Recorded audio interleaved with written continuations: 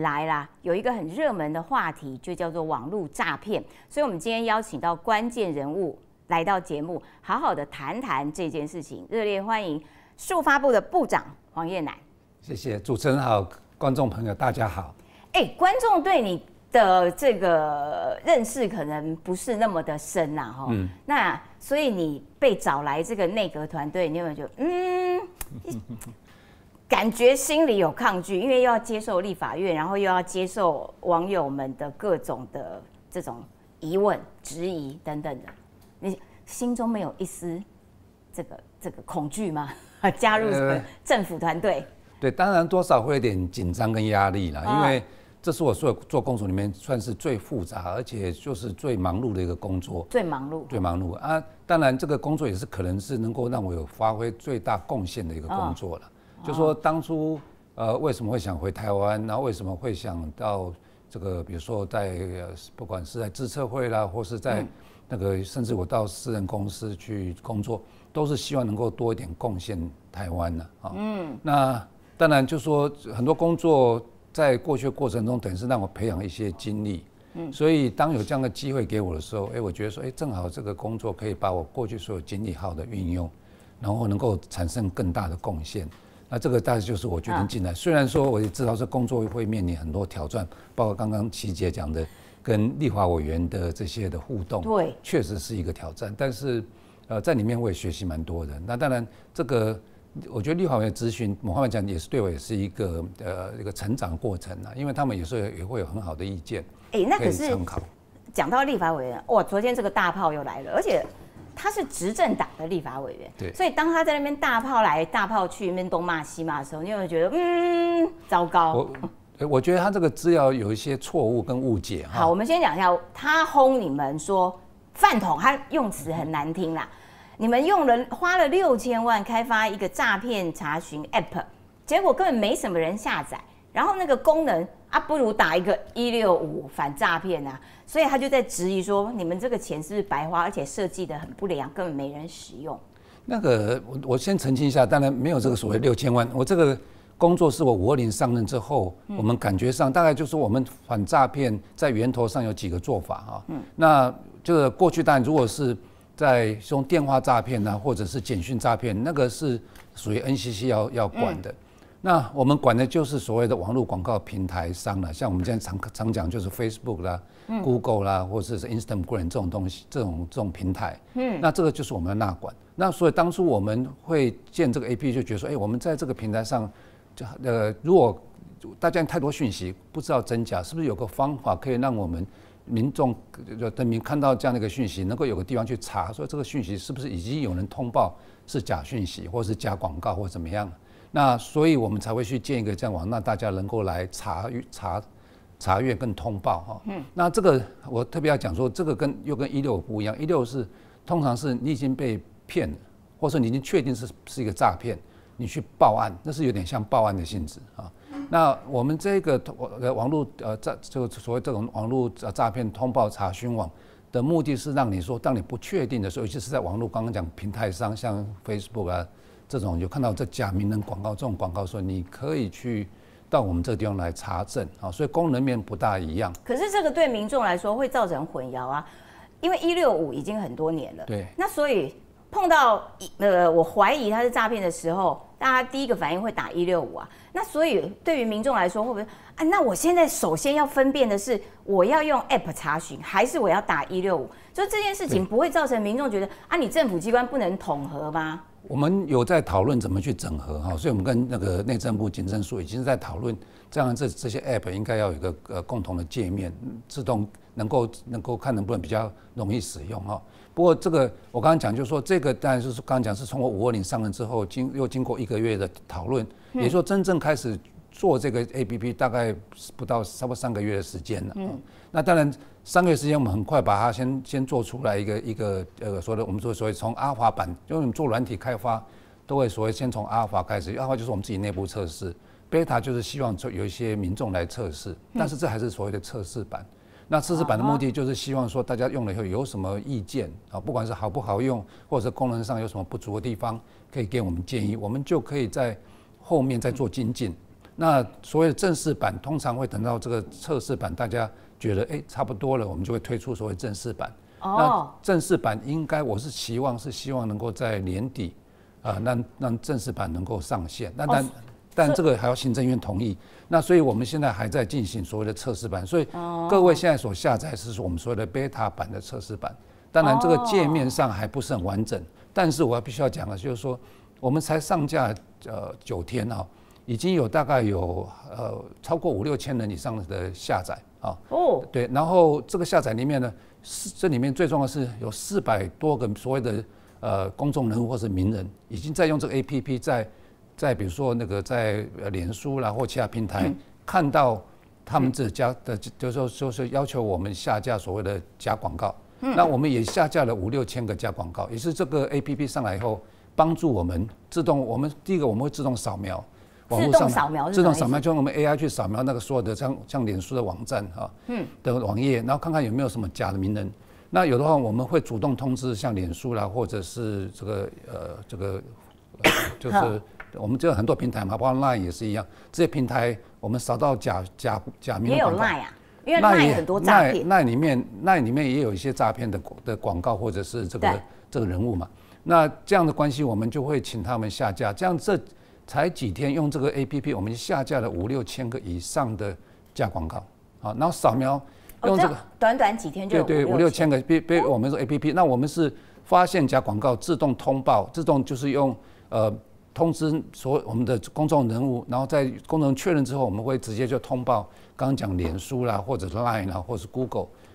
或是 TikTok 这些有被纳管的平台商，他们都会配合把这个所谓的假广告的，尤其更多是假名人的广告就会下架。所以我有几个疑问，第一个就是说，所以我们现在因为它是测试版，所以委员用这样子的这个数据，就是说你没多少人下载这个 app。现在做这样子的判断其实还太早，它不能，因为12月才是一个正式版。对，这个测试版就刚刚讲，像几千个人下载然后这个功能面我同意了，因为说我个人也做了几十年的软体的工作，我几乎所有的软体都会经过这样一个程序，所以通常在这个程序，这个刚讲阿尔法版、贝塔版，然后最后到正式版，这个过程中都是目的就是说让大家用了以后给一些 input 然后再改进，所以。在正式版上线之前，我们会就是会参考所有测试者的一些意见，然后能够做的，我们尽量去把它做好，让它好用。那它一共花多少钱？这个我们其实刚刚讲这个计划是我上任之后去东挪西挪，因为我们这个所有的预算都已经都已经定了嘛所以我上任之后东挪西挪。然后包括就是刚刚讲，就是引用 AI 我们后面有个 AI 的 engine 在做一些扫描，包括客服，包括这些所谓的这个工作人员，大概我听到数目大概是1000出头万就是1000多万。对，就是说从我来了以后开始这个去把既有的经费去东挪西挪点钱出来1000多万。那当然就是说这个6000万的数字我不知道怎么来的，那我们的猜测可能是从我们这个所谓明年的预算里面，我们有编列一些钱在做更多的这个打诈的工作里面。但这个我知道这个数字好像就是所谓的6000万，所以这6000万是只是明年整个的打诈的数字。对，但是明年的要编的经费不是今年。今年已经因为经费都已经编了，所以我们目前拿出来的就是同仁给我的数字大概1000出头万了不过1000出万当然也是从东挪，这里面还包括我刚刚讲，不是只有这个 APP， 包括后面的 AI 的 engine，然后包括客服这些工作人员，包括我们通报，因为我们通报也要请人家去查验或者是去跟像刚刚讲脸书啦，或者是那个像 Line 去通报，去跟他们沟通，所以我们需要有所谓的客服的就工作人员去跟他们直接接触。那我还是不是很明白，那它跟165的差别是什么？我刚刚讲就是说165我们跟它的定位，其实我们它是已经受到诈骗的人，就是说我今天已经被骗钱了，我钱已经不见了，所以我要怎么办？我就去找警政署去报案。那报案就有个165的平台，你可以去报案那但是呢，如果所以应该是说 这个 app 应该算是前端了，就我还没被骗。165是后端，165是你已经终端了，就是后面，就是说你已经发现说我的这个怀疑就是我钱已经被诈骗集团骗了，要赶快去报案那这个就165要处理，因为是警政署要处理所以你们之前有跟警政署沟通过吗？有这个我们都有，所以警政署也 OK 说好，那你们去做前端，我们来而且受理以诈骗人士的处理。对，就是说有很多时候我们讯息会互相通的，就是说基本上他那边当然绝大部分都是说我已经我的亲友受诈骗了，或者我已经受诈骗，我要去报案，有点像报案的性质啊。165像是报案的性质。那我们像是查询的性质，所以查询就是说，不大这个。可是部长，我还是有一个疑问，就是说，因为很多被诈骗的都是年长者，对，那怎么样子让他们知道说，我跟你讲哦，你要有一个手机哦，这个手机哦，你要先下载一个 app 哦，那所以如果你接到这种讯息的时候，你要先上这个 app 去查，这个很困难吧？所以我在讲说，我们负责的所谓的这个源头的诈骗，指的是网络的诈骗，网络平台商，所以通常是说你会用网络平台商的人。就用网络平台像 Google 或用 Facebook 才会去接触到这些诈骗，所以我们基本上不管是年纪多少，只要你会用，比如说 Facebook， 那就可以用我们这个用我们就至少你要用 Facebook， 那一定会用手机或是用电脑。可是我觉得还是会对民众造成混淆，就是我首先要分辨我接收到的这个诈骗讯息，我应该要对用 App 还是打165，还是打110直接找警察？这个我觉得有一点，所以我想我们会有点叠床架屋，会不会？其实我就是讲说，其实应该讲就是说，我们当然希望在未来跟警政署这个165能够更好的整合，就是说民众只要有个单一界面进来后，我们自动从他的这个描述里面去判断他是应该是到警政署或到所谓的网络平台上，比如是不是要到 Facebook 或是到 Line 啊？基本上就是说我们要知道他的这个他看到什么东西，这个东西来自哪里。如果是来自 Facebook， 那或是来自这个 Line， 我们就有一套系统去查验他所看到的东西是不是真是假啊？那当然，如果他是接到比如说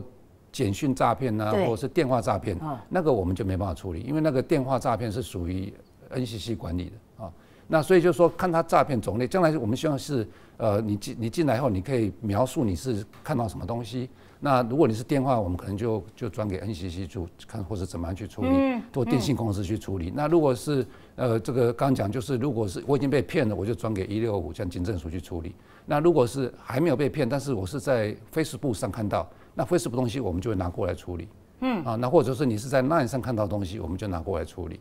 所以将来也会有 TikTok 的东西，这样我们就拿过来处理。所以就根据你是在哪里看到这个怀疑的讯息，我们会把它分类之后再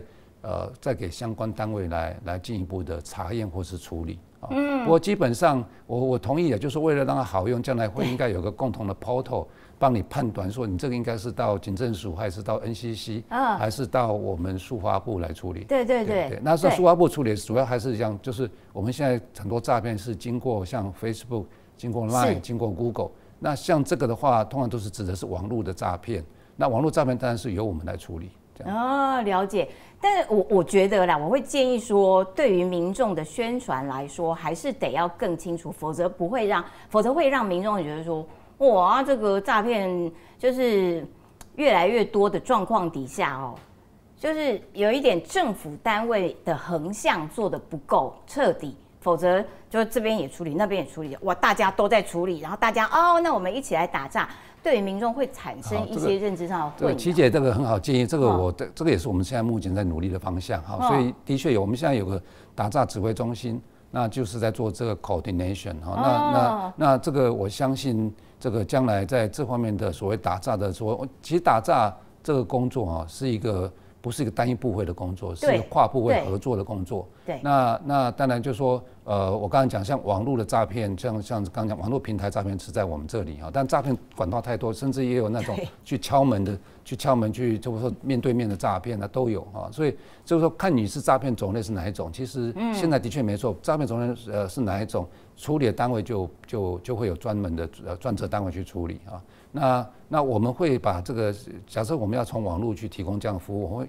当然这个整合要做得更好。对。那我们这个 APP 只是我上任这个，也就是说有点仓促了，就是说3个月之内就把它赶快做出来，然后推出来，而且这里面其实用了很多技术，包括扫描技术、AI 的技术，其实是蛮我会谢谢我们这些同仁呢，很努力的把这些技术整合以后提出这样的一个服务确实我也看到效果。刚刚讲就是说9天之内这样去扫描就是好几万件的假广告，然后这个还蛮可对，然后有当通报，我们下架了超过6000件的所谓的这个尤其是假名人的广告，这个是最恶劣的哈。那所以这个东西确实，有400多个这个公众人跟名人也在我们这个也在使用这个 APP 在自己在查啊，所以我是说确实有看到这种所谓的我们过去最痛恨的这种投资诈骗，而且很多投资诈骗是经过脸书的假名人广告来进行啊，所以这个东西我们希望第一步先把它就是说先把它处理掉啊。那处理掉，但这个处理最后还是希望靠这个我们说打诈专法，因为最后我们是希望有些法规的依据，我们可以要求甚至处罚这些平台业者，如果他不配合的话。不过目前他们都有在积极帮忙，他们会害怕就对。对，他就说罚款蛮重的啦，那可以罚到最多，如果一再累犯，然后恶劣，就说如果是这个情节重大，可以罚到1亿块1亿元，对，1亿元。对，我们这个目前的打诈法是这样，对，所以希望这个有些吓阻的效果。那这个法案我们现在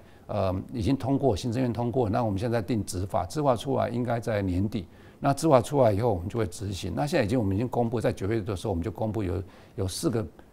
平台，4个公司6个平台会被纳管啊，就是我们根据那个流量啊，比如说那个使用者的流量，他使用者就是说超过我们的流量超过我们人口的5%，那就是，然后另外就是它的风险，就是过去我们在它的平台上看到很多诈骗。那这些平台就被纳管，那纳管之后，我们就现在有6个平台被纳管嘛。刚刚有讲过脸书，然后刚刚讲这个 Line 啊，然后 Instagram 啊，然后 Google 啦，然后那个 TikTok 这些平台这个的 APP， 他们的那个网络的那个都有被纳管，所以这我们也在监控，这是我们在监控的啊。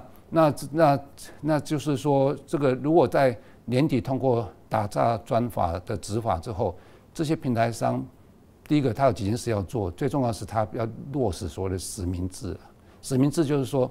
今天来登广告的人，他们以前都没有在查，就是我号称我是某某名人啊，就贴个照片，就广告就上去，然后就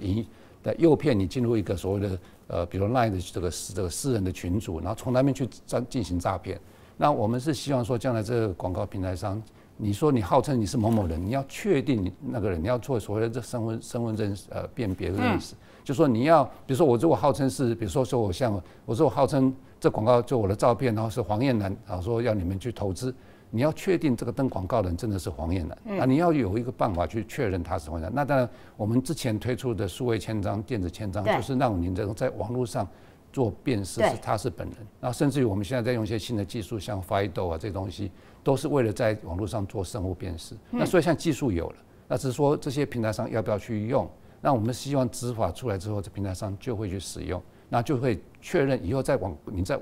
这些平台上看到广告，都是经过身份辨识的，就说确定是本人登的广告，而不会像过去很多诈骗都是我们看到某某名人啊，什么黄仁辉啊，什么的黄仁勋啊，或者这种广告，然后就跑去这个 LINE 的群组，然后就在里面就有啊。我一个好朋友许桂雅，他大概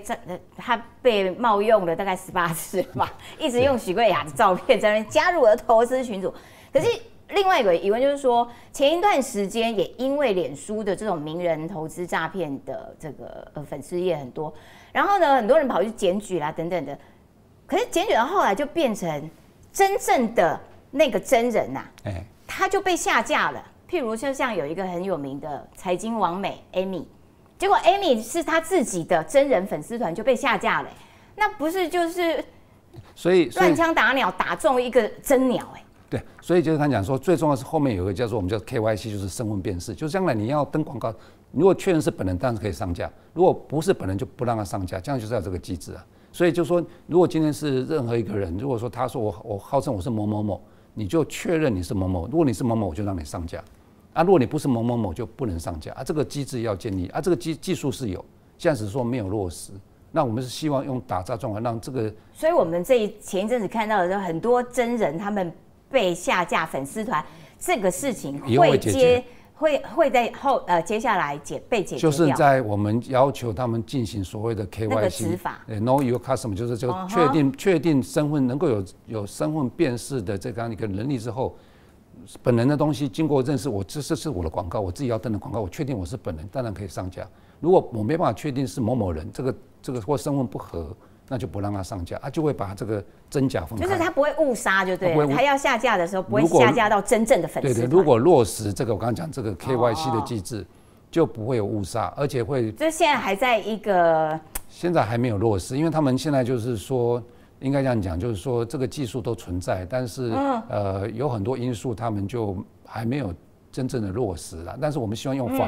用法律，就是在打造专法的这个年底要这个所谓的我们有公告之后，他们就要配合。如果不配合，那罚款会一直罚，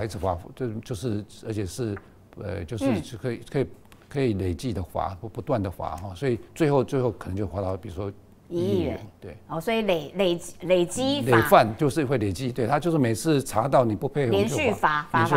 可以连续罚，可以累继续罚这样子。对。那我可不可以问说，那所以在这个政府强力打诈这件事情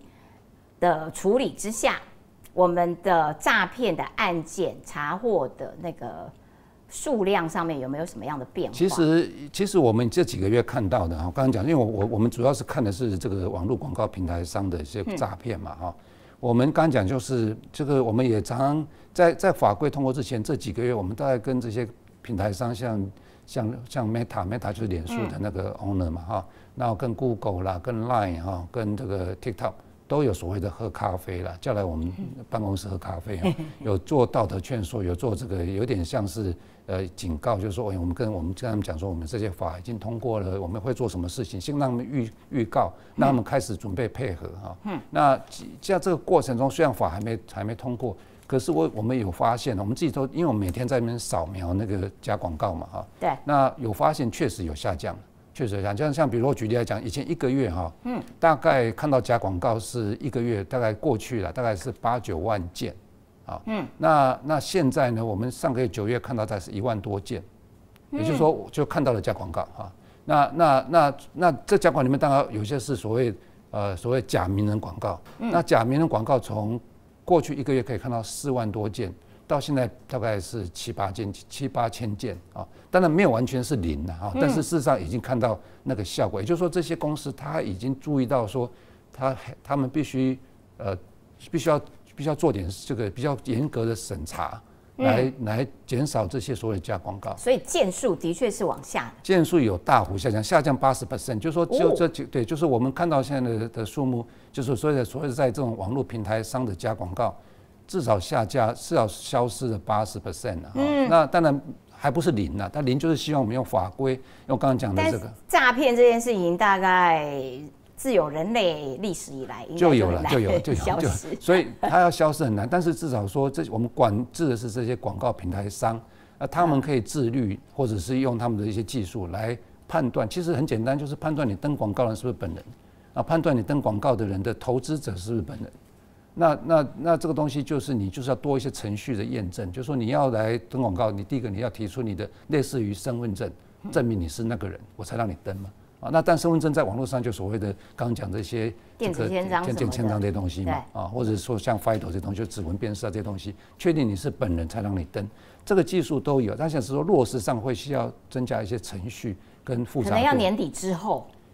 法律通过，目前我们执法预定是年底通过公告，然后就会要求这些平台商配合了。那我们相信，如果这样结果，我们会看到诈骗的这个至少在网络上的诈骗数目会大量减少。部长，我有个疑问就是说，因为弄这个诈骗的 app 其他国家的例子是如何？因为我听说新加坡曾经弄过，后来结果也是效果不是很好。后来结果呢，诈骗集团呢就弄了一个仿冒的 app， 然后就直接给你诈骗。所以在新加坡实验的这个 app， 其实它的经验是不 OK 的。那所以我们有没有什么样的机制来防止说，我今天政府弄了一个 app， 然后诈骗集团我也仿冒一个这个。对，所以那个有几个啦哈，就是说第一个就是说，比如说若是个 app 的话，那这个 app 的这个下载那个当然就是说。我们当然会跟像在 A P P 下主要是 Google 或是就是像这就是 iPhone 的这个 Store 嘛哈，那我们会在上面再跟这些公司紧密的合作，就是说如果类似冒牌的 APP， 我们会去检举啊。那另外一个就是说，其实是这样子的。刚刚讲就是说，这个所谓我是希望的，这是我们第一步推出来，只是让大家知道我们对这个问题的重视，而且先处理是所谓的假名人的广告，这个是很多的源头在这里哈。那当然，如果要这个功能完整的话，我们是希望跟一般的民间业者合作了。现在其实有这个 Whoscall 啊，像这种公司，他们都有在做一些也是类似的 APP。其实我们将来会考虑跟这些民间业者合作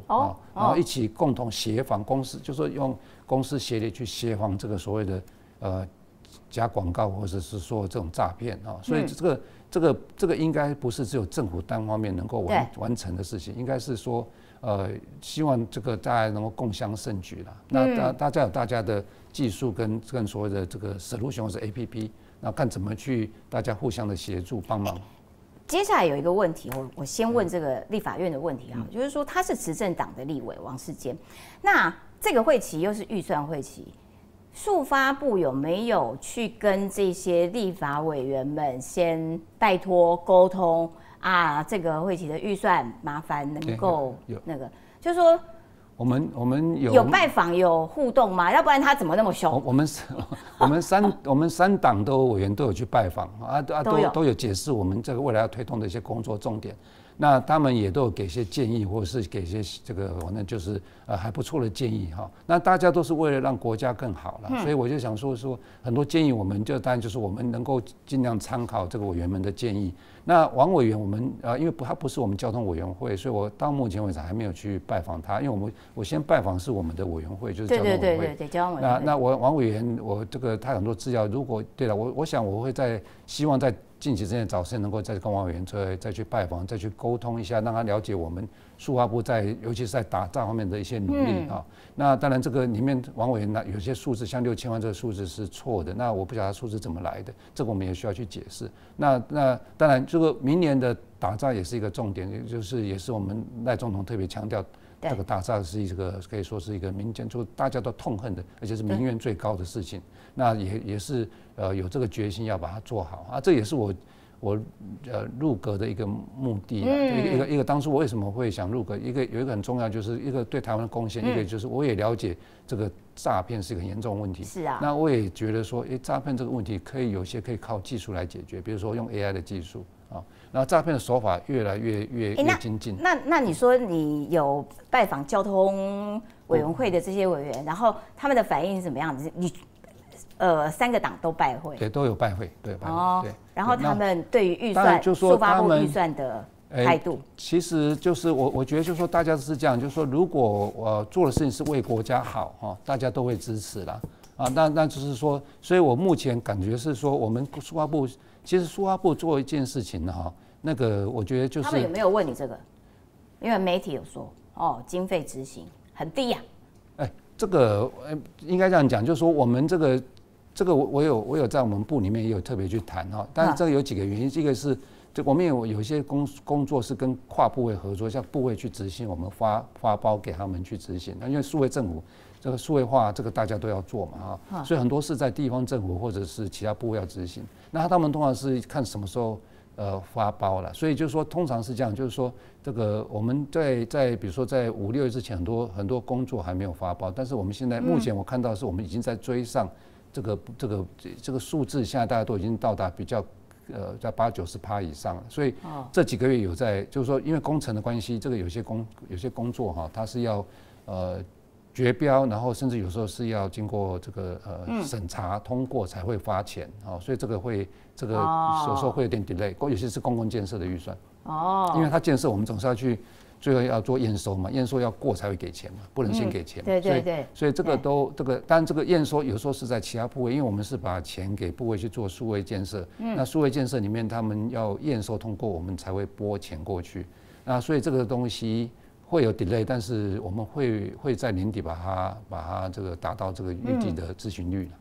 另外一个很重要的是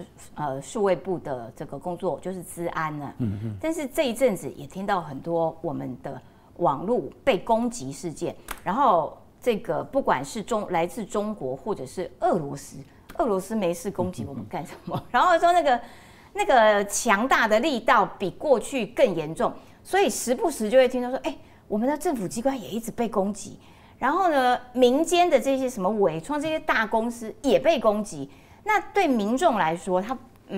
印象最深刻的是之前那个裴洛西来台的时候，哇，我们连便利商店的荧幕都被攻击。那所以在这一块当中，为什么从裴洛西之后，后来我们就强化了？对，感觉也平安了一阵子，但最近又不行了。不，应该这样讲，就是说攻击的，我第一点必须要讲说，台湾本来就是攻击的热点，因为这个地缘政治的关系，再加上台湾特别的处境，那台湾其实某方面来讲，治安其实做的至少在有些部会治安做的也不错，所以有很多，这是我在甚至上任之前就知道的讯息，就是很多所谓的这个骇客啊，他们如果有新的这个攻击的时候啊，会拿台湾当试验场。如果台湾守得住，台湾如果守不住，那大概全世界大概很多国家都守不住。所以我们是人家的，我很不幸，就是我们是攻击的热点哈，所以测试砖就对了，就是很多攻击，也一方面是地缘政治啊，因为台湾也是在这方面这个有一些知名度，所以就是三炮就是很多人会很多骇客喜欢用台湾来做测试点或攻击，所以我们看到攻击本来就很多。那这个我们就变成自己要做好啊，自己做好是这样子，就是我们苏花部当然是负责治安的一些稽核啦，一些这些所谓演练啊。那当然我们是针对政府机关跟所谓的关键基础建设了啊。那所以我们现在第一个政府，我们管的是政府的单位跟所谓关键基础建设的这些单位。那这个我们要做好，我们不希望因为网络攻击造成我们民生的生活的中断。当然，可是我看到说有一些地方政府的网页或者是国防部什么的，就是好像也当了几个小时之类的。对，所以那个当所谓的 DDoS， 我们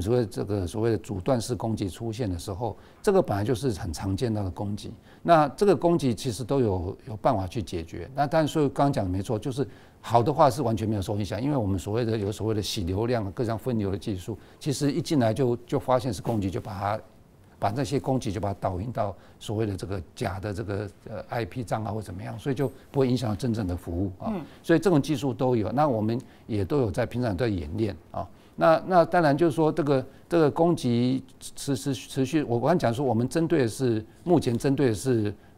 所谓中央政府的一些单位，跟加上那个所谓 CI 就像我们的油水电啊、银行这些单位，我们平常都有在演练嘛，所以这些单位受影响会相对少，因为他们都蛮有经验的啊。那所以大概就是这样，但是就是说，其实如果要扩大哈，像刚刚讲地方政府啦，或者甚至于其他单位、其他政府单位，如果不是这个所谓的这个重要关键基础建设单位，其实我们现在有一个法叫治安法的修正，这里面就是对治安有更严格的要求啊。这个治安法修正法，我们在今年也送到行政院通过，现在准备要到立法院去进行三读。这个法通过之后，会让我们做几件事，一个就是我们可以扩大稽核、扩大演练啊，就是说对地方政府对什么都可以，这个有些这个让我们能够更落实这个治安的要求。第二个就是说治安能力的培养，就是说我们会要求每个单位就是要有所谓的治安专职人员啊、治安长这种机制，让治安变成是一个每一个部会，甚至于就是现在没有。现在每一个部分没有治安长这种，现在没有法规的依据，但有些单位会重视治安，他会设，但是并没有强迫性的说你一定要设治安长或者要治安专职人员。目前法规就是新的法规修正会有这样的要求了。那可是有没有办法保证说，尽管台湾是作为这个网络攻击的热点，但是数发部有信心、有把握，能保证说，至少我们的政府机关，譬如像最近被攻的证交所、主计处、国防部、总统府这种，绝对不会宕机受影响。目前被攻击，我们所看到的这些单位有被攻击，目前也没有受影响啊，所以至少这一波，我觉得我们是当然这会造成困扰了。困扰就是我们要做一些事情去把这个流量引走，或者是会有短暂的所谓的这个暂时停止服务会有。但是第一个对，暂时停止服务，对于民众来说啊被攻破。但是暂时问题不只是我们在做处理，在刚讲导流量或做洗流量的工作，那个当然会有短暂会受影响，但是我们不希望就是这个影响太久。但目前看到的影响大概都是至少在我们刚刚讲这重要部门都是很短暂的啊，所以并没有。其实我们被攻击最怕的是这样，就是说，当然一个是造成全面性就是瘫痪，就是说你可能要4个小时、6个小时，或者甚至更久，没办法产生服务啊，这个就会造成比较严重的损害，或者是甚至因为攻击的之后造成入侵，然后开始进入到你的系统里面，开始偷资料，开始做一些这个甚至扩散的事情，这个目前是还没有看到哈。那当然这里面会跟我们当然过去我们治安有不断的我们每年都有所谓的稽核跟演练啊，这个对这种刚刚讲这种所谓的阻断式攻击，我们已经准备了很久啊，所以我们知道这攻击一定会来，而且不知道什么时候会来，而且随时都可能会来，所以我们都有在进行处理，有在预防跟演练，所以这个攻击对我们来讲不是什么新鲜的攻击，就是很讨厌的，就是说他来说你要很讨厌，就是说就是你就是要多花点，而且因为这个攻击关系，我们治安警戒也提升了，所以说我们现在把治安警戒就是说也因为国庆日，我们预计国庆日也会有一些攻击，对，我们现在是进入警戒状态哈，所以就是说治安警戒意思是说我们有24小时随时监控，甚至就是我们同仁比较辛苦了就20小时待命啊，就是在这个警戒待命，然后随时处理，然后我们有那个讯息随时通报哈，所以我们随时在关注这个在 monitor， 就是在看这样的一个发展。那明天国庆你们有没有这个列为哪一些政府机关是最有可能受到大量攻击的？对，当然我们这个刚讲说 A 级机关，我们政府是这样子的，就是我们说 A 级机关、B 级机关、C 级机关。那 A 级机关就是我们认为重要的机关，那这个也就是最容易被攻击，而且被攻击以后可能的影响会最严重的机关，就列为 A 级机关。那 A 级机关现在就是我们全面的在监控。A 级机关目前的网络的状况，那这 A 级机关目前至少有47个，就是比较重要的。47个，至少光 A 级就是至少4些，就有我们认为比较重要。所以这40几个，我们有导入一些新的技术哈，包括这个刚刚讲就是零信任啊，或者是这个导入像什么 T-Road 这样的一个网络的架构来保护这些系统啊。当然就是希望因为这样关系，就像遇到攻击的时候，像这种攻击的时候，我们说 A 机关不要出问题，那 A 机关就大家可以想象，就包括刚讲的总统府啦，或是刚刚讲这些我们这个中央政府的一些重要单位，像就是刚刚讲这个金管会，像类似这种单位就会被列为 A 级机关，因为他们不能够中断，服务不能中断。那当然有水电有些也是啊，比如说我们知道电力系统不能中断，对，那这些东西当然就会被当作 A 级机关管考，然后就会演练。然后那你要不要对着镜头跟骇客喊话？不要想攻我，不好意思，我们24小时都有在防备。对，没错啦，就是说我们有在防备，但是我会觉得就是骇客是无所不在啦，因为就是全世界骇客真的是分散在很多国家都有啊。那骇客有哪一国的最强？我们其实很多国家，应该讲骇客有一些是属于民间自己的集团啊，他们。也没有属于哪一国，就是他们就是一个国际集团啊。那他目的就是像前阵子最常看到就是所谓的勒索病毒嘛，就攻击目的就是把你攻击成功就放入勒索病毒，就是为了钱嘛。所以很多骇客现在，过去很多骇客是为了出名啊，攻击是为了这个出名啊，然后这个就逞威风了啊。那现在骇客有时候很多是为了钱啊，那当然也有些骇客是国家级的骇客是为了。有军事或国安的目的在攻击。那中国的骇客强不强？他们攻我们应该每天都在做吧？中国骇客我们都有在监控，他们也是蛮强的，对，所以要很小心，没错。而且他就是确实啊，他们也有蛮就是在这网络技术上，他们也蛮厉害的。真的，但是我们还是更厉害。我们要守得更好，但是不敢说更厉害，但是我们要守得更好，所以我们要随时不断的更新我们的技术跟我们的系统，然后我们要有足够的心理准备，就是遇到什么状况我们要做什么事情，然后我们有不同的监控的方式啊，所以我们有在监控，就是各式各样的，而且这种攻击，所以我们明天国庆日应该 OK 的，没有问题。我知道你们攻击会很频繁哦，但是我们守得住。我希望 OK 了，因为很多东西真的是不到last minute，因为就像讲这个骇客也是在进步，是不是有什么新的东西我们没看过，以前没有想过，或没有预防过，我不敢讲啊。但是我们已经做好最万全的准备，就希望说大家能够在这样一个国家庆典的活动中能够安然度过。那因为其实就像讲我们被攻击就是几乎是每天的事情了，只是量多量少而已。那这个。我们随时都要准备好，这个有时候就是对啊，然后治安要落实啊，落实就是说每个单位虽然说他们都有自己的治安人员、治安系统，也要自己常常我们去稽核是一年才一次啊，但是平常他们自己就要常常内部就要稽核，就内部就要控管，所以这个要大家一起努力，这也不是只有塑化部只能去监督，就是说去一年去看一下你做的怎么样啊，但是。平常每天就是每个单位自己要认真去执行治安的工作。部长，那所以我们的治安人员够吗？因为我记得塑发部之前曾经也是被立委批评过说，你们约聘人员太高，什么300个，没有约聘不到100。对，就说这个约聘的人员那么多，然后可是当时的塑发部是说，因为的确需要很多专业的治安人才。进来，那所以这些东西就会必须用约聘的。那现在的状况是怎么样？那我们约聘大概现在大概不到100个，大概在60、70个吧。就是我们约聘的没有外面，我在上任之前也听到很多数字哈，结果上任之后发现，其实那个数字很多时候不知道怎么传出来。比如说，我就举一个例子，比如说我们部会什么预算多高，什么200亿，什么装潢费很高，租金很贵。那个像什么预算多高，我一来才发现我们部会本预算是所有部会里面最低的，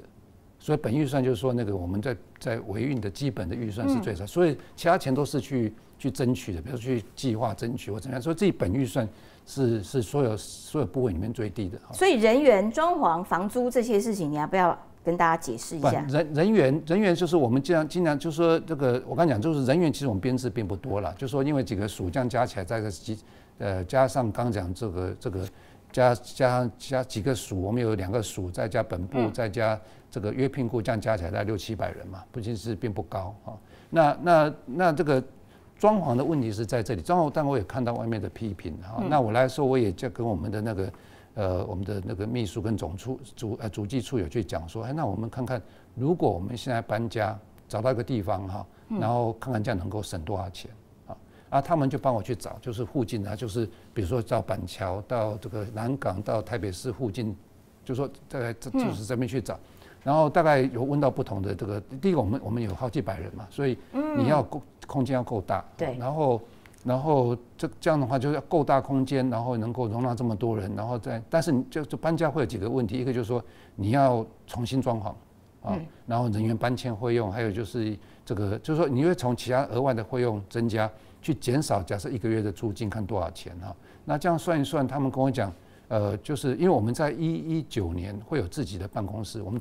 会盖新大楼，那所有的这个塑化部都会搬进去。那我们是在等这个2019年过渡期啦，现在是过渡期了。那也就是说，我们现在如果去外面租房子，大概最多租到2019年啊。那也就是说，大概还有4-5年的时间了。那就每个月省下来的租金。去扣掉你要再搬家的费用，再重新装潢费用，还有拆掉原来装潢的，因为你要复原，也要花钱去复原。这样结果他跟我讲说，大概还要多花4000多万，就是这5年。那所以也就是说，我们现在搬家从我的角度来看是多花钱，不会省钱。就是说我现在可以搬家，但是搬家以后我要变成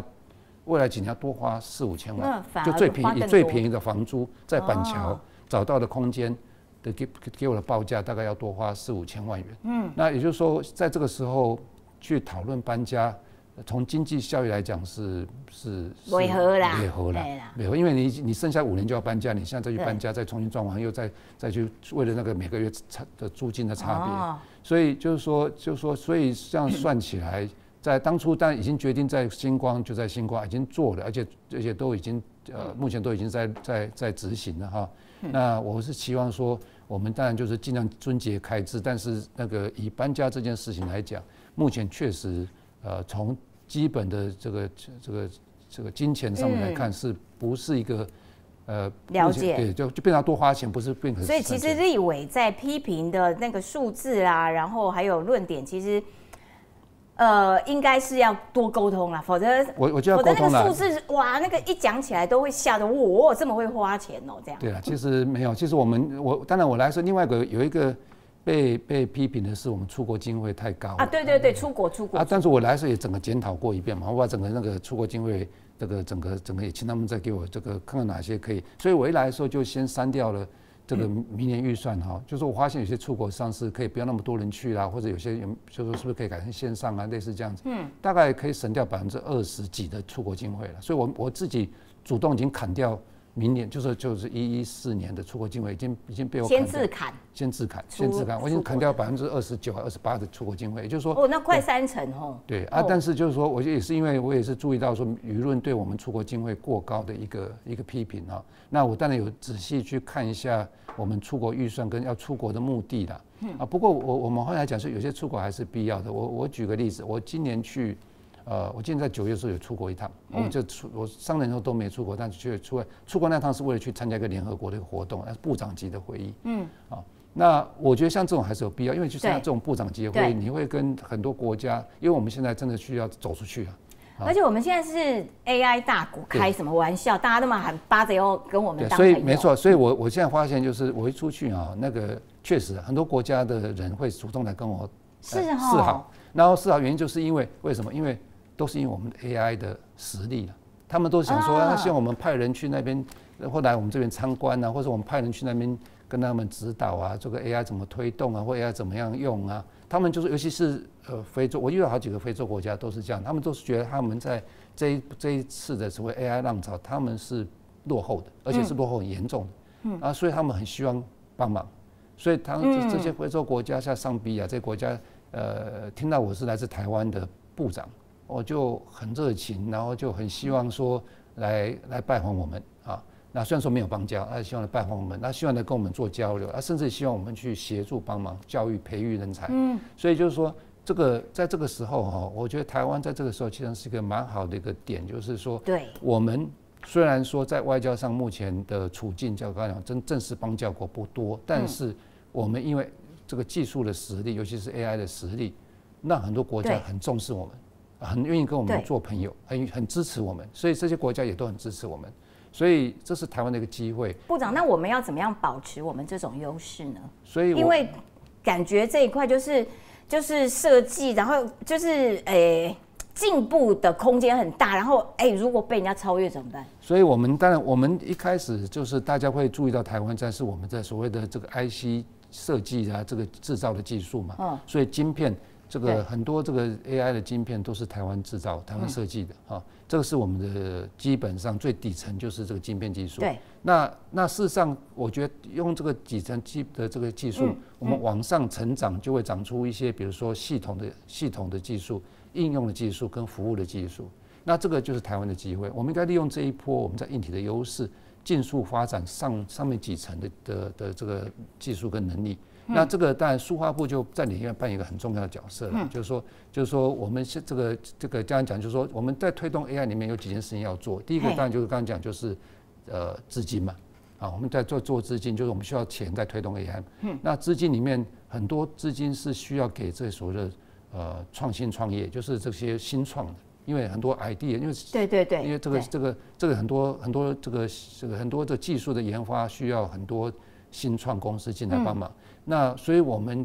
一上任就发现说，我们这个 AI 的投资要多一点，所以我就去争取了100亿的预算嘛，跟国发会争取。那国发也同意，就拨了给我们100亿，所以我们会执行所谓的 AI 生态园区的这样的一个新创的一个投资。对，什么叫做 AI 生态园区？他们是新创公司。对 ，AI 生态园区就是说，基本上就是说，因为 AI 这个是跨产业，因为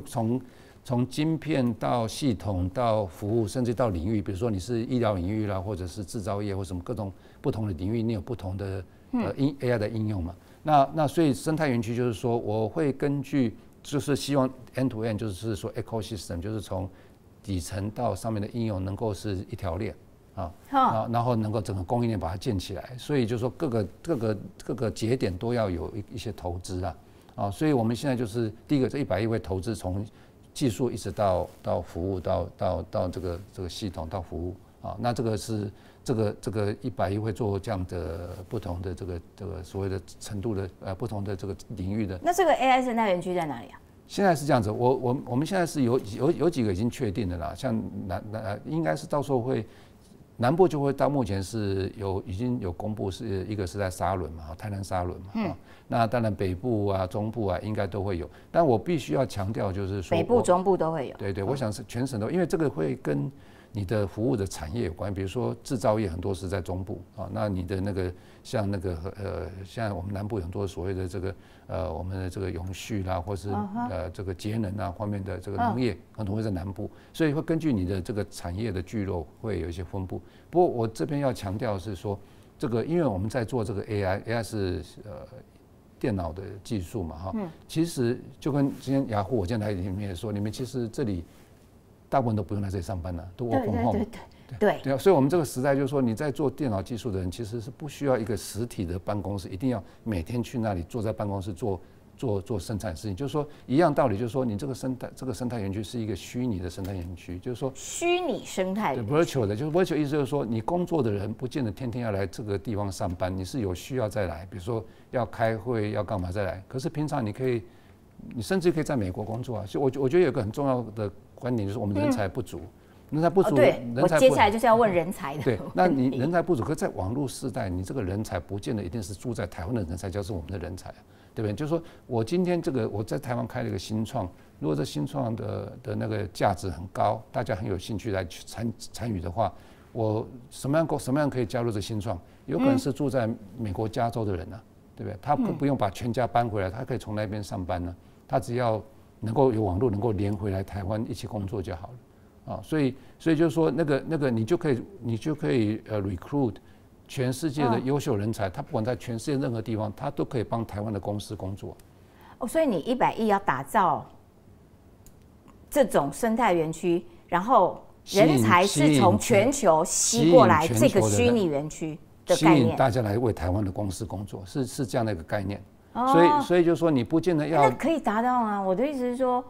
因为人才大家都在抢啊，全球都在抢。所以就说，如果你这个新创是有这个所谓 potential， 有这个有机会，人家当然会想救你啊。我参加这个新创，我不用搬回台湾，可是我这个新创如果成功，我可以有成就或是可以发财，那当然大家就会想加入。就主要是还是看这个新创的内容是不是大家能够吸引大家来参与。如果它的内容让大家觉得很有机会，我将来可以靠这公司成就我一些的梦想，或者是让我的经济变得更好。当然就有很多人会 join 了，join 的结果就是说，重点是如果他 join， 要他一定要全家举家搬回到台湾来居住，然后这有时候是一个障碍了啊。但是如果说在这个所谓现在的这个网络世界，其实就像现在很多公司啊，雅虎，我想微软啊，什么都一样，就是说你这个。上班不见得要天天来办公室啊，不一定要在这个局限在这个空间，不一定你要坐在你的办公桌上就是叫做上班，你可以在家里连上电脑也是上班啊。所以那可是你刚刚讲的是100亿的 AI 生态园虚拟的这个园区，那可是就实际在台湾的这种资安的也好，然后这些电脑方面的这些人才库。光台湾这边够不够用啊？我们当然是不够，所以我们自己本身也在培养人才。就培养人才，包括讲就是说，刚才就讲 AI 的发展，一个就是资金嘛，再就是人才嘛啊。那人才包括治安也是一样，人才。那人才来讲，就是我们有不同的 program， 就像现在是跨部会，就是每个部会像从国科会、教育部啦，然后到经济部到像我们啊哈，都有一些所谓的这个人才训练的方式的那个的 program 嘛，就让我们在像我们就负责治安的人才训练嘛，所以我们有治安各式各样的这个直系转换的训练啊，让我们能够让很多人虽然不是治安人才，能够转成治安人才。那当然，这 AI 也是一样，就是说很多这个 AI 其实因为很多 AI 的领域更广，所以很多是跟应用有关的，所以有时候你是要跨领域去培养 AI 人才啊。所以这个就是根据不同领域，根据不同的这个深度目的哈，就是会需要大量的 AI 人才。AI 人才永远是我刚刚讲，就是说，基本你从国外找回来都还不够，所以一定要自己本身要培育啊。那这个 AI 的人才培育，我们有不同的这个所谓的 program 啦，在做这样训练。那当然，甚至从高中就开始就有这样的一些专业的训练。那当然我们有办一些像什么 hackathon 啊，就是说总统杯 hackathon 或是这个一些活动，也是希望从这个竞赛中去培养跟挖掘人才啊。那当然就是说这个有各式各样的不同的活动啊，或是甚至于说我们现在重要的大型的国际论坛啊，也是为了这个让交流里面去培养，从这个工作上或者是从这个实务上去培养这样的人才，就是 AI 或治安啊。那第三个要推动 AI 就是要资料了，因为资料，那资料就是说你 AI 训练需要资料嘛，那现在资料是要怎么样去准备这些资料？那数发部从很久以来就有所谓推动，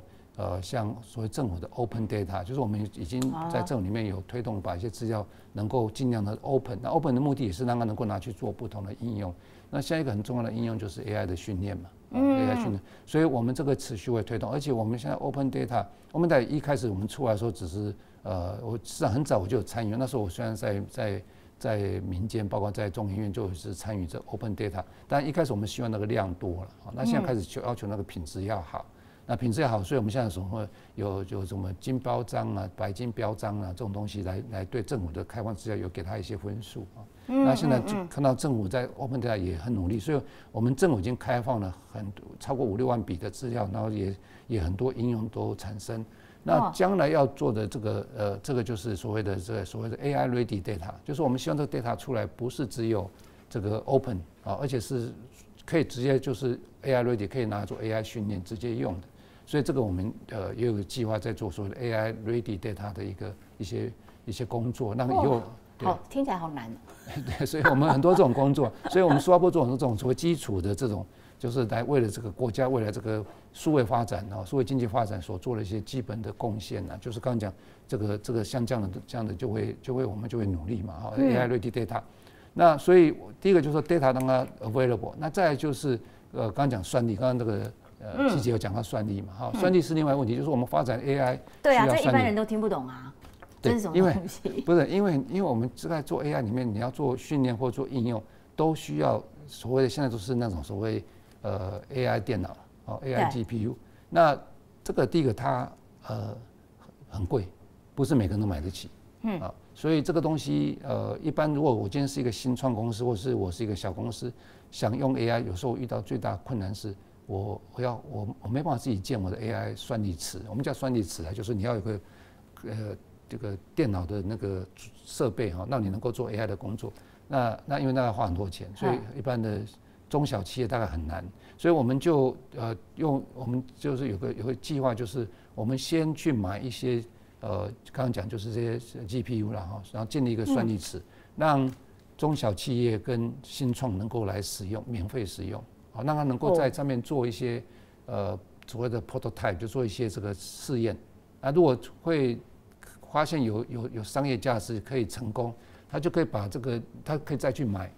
这个正式的服务，正式服务就像比如说去跟这个 Microsoft 微软或 Google 去买这种，或是 Amazon 去买这种正式服务。可在这个之前，因为那个都要花很多钱呢，所以在这之前，他可以先在我们数发部的这个算力池先做实验，看能不能有效，有效当然就可以搬去那边花钱付钱去